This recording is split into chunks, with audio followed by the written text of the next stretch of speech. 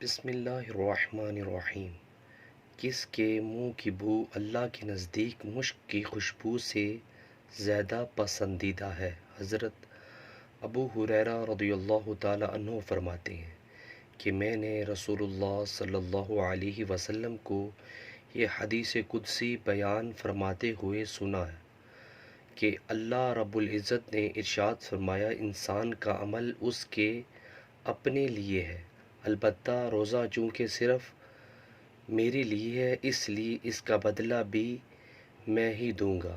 آپ صلی اللہ علیہ وسلم نے ارشاد فرمایا، اس ذات کی قسم جس کے قبضہ قدرت میں محمد کی جان ہے، روزہ دار کے منہ کی بو اللہ کے نزدیک مشک کی خوشبو سے بھی زیادہ محبوب ہے۔